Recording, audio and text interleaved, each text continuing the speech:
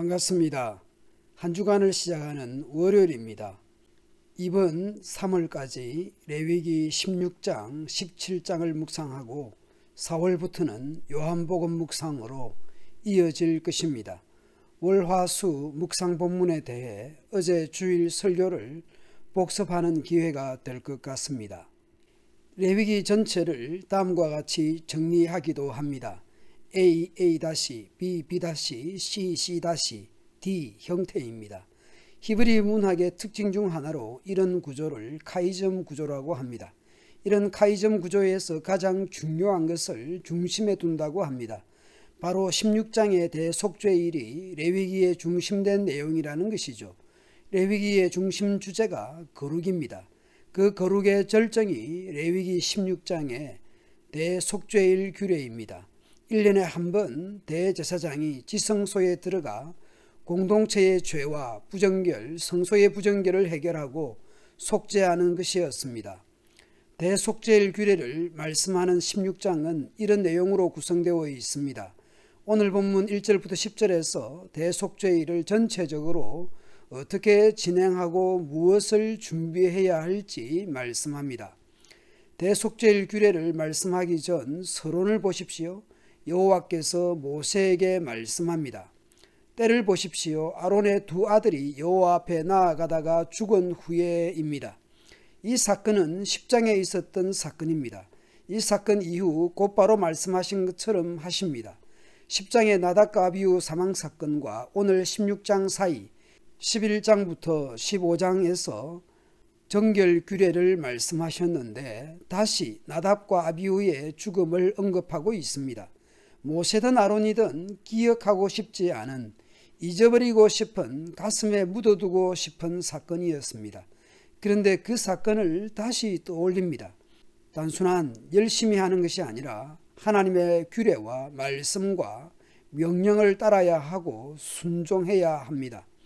그리고 오늘 말씀을 하시는데 하나님께서 모세에게, 아론에게 하나님의 말씀을 전달하게 하는데 특별한 표현을 사용합니다.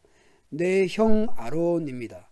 공적인 자리입니다. 그런데 사적인 관계, 내 형 아론입니다. 이런 표현이 출애굽기에서는 나왔지만 레위기에서는 한 번 이 표현이 나타납니다. 나답과 아비후처럼 그렇게 죽지 않도록 주의할 것을 말씀하면서 긍휼의 마음이 전해지는 것 같습니다. 여호와께서 모세에게 이르시되 내 형 아론에게 이르라. 성소의 휘장, 안, 곧 지성소입니다. 법궤 위, 속죄소 앞에 아무 때나 들어오지 않도록 합니다.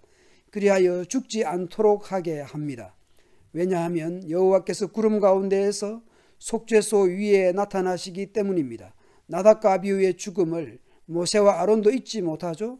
하나님께서도 잊지 아니하시고 기억하셔서 다시는 그런 일이 일어나지 않도록 아론과 제사장들을 아끼시고 배려하시는 하나님이십니다.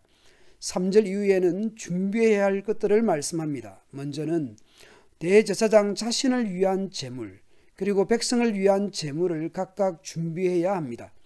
여기서 성소는 2절에서 말씀한 성소의 휘장 안, 곧 지성소입니다.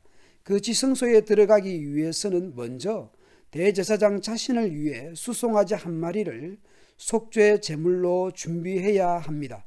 그리고 순양 한 마리를 번제물로 드리기 위해 또한 준비해야 합니다. 대제사장은 먼저 목욕을 합니다. 그리고 의관을 갖추는데 모시로 된 4가지를 착용합니다. 거룩한 속옷을 입고 그 안에는 맨살에 모시 속옷을 입어라. 허리에는 모시 띠를 띠고 머리에는 모시관을 써야 합니다. 복장은 평소에 입는 대제사장의 왕같은 화려한 의복이 아닙니다. 백성들 앞에서 대제사장의 직무를 수행할 때는 화려한 왕같은 의복을 입었습니다. 그러나 지성소, 하나님 앞으로 나아갈 때는 순결한 복장이어야 했습니다.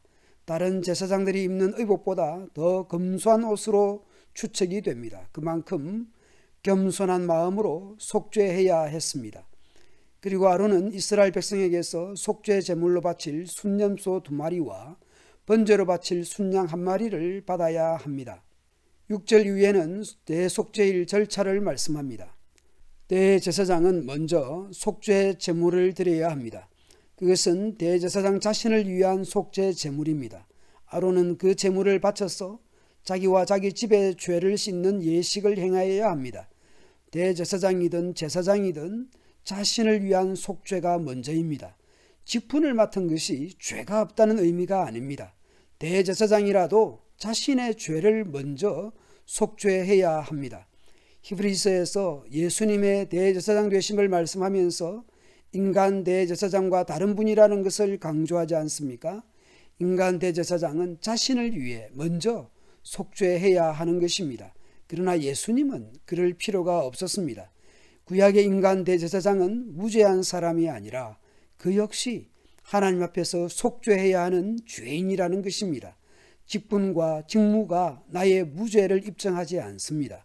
그러나 예수님은 죄가 없으시니 인간 대제사장처럼 자신을 위한 속죄 제물을 드리지 않아도 됩니다. 예수님은 죄 없으신 대제사장이시자 동시에 흠없는 제물이 되셔서 영원한 제사를 단번에 이루신 분입니다. 다시 오늘 본문으로 돌아가서 아론은 백성을 위한 두 염소 중에서 제비를 뽑아서 한 마리는 속죄 제물로 죽여야 했고 다른 한 마리는 산채로 두었다가 광야로 내보내도록 합니다. 10절에서 그 염소를 광야로 내보내라고 하시는데 그 염소는 히브리어 단어에서는 아사셀입니다. 히브리어 성경 구조를 따른다면 8절의 문장은 이런 식입니다. 아론이 두 염소를 제비 뽑되 한 제비는 여호와를 위하여 한 제비는 아사셀을 위하여입니다.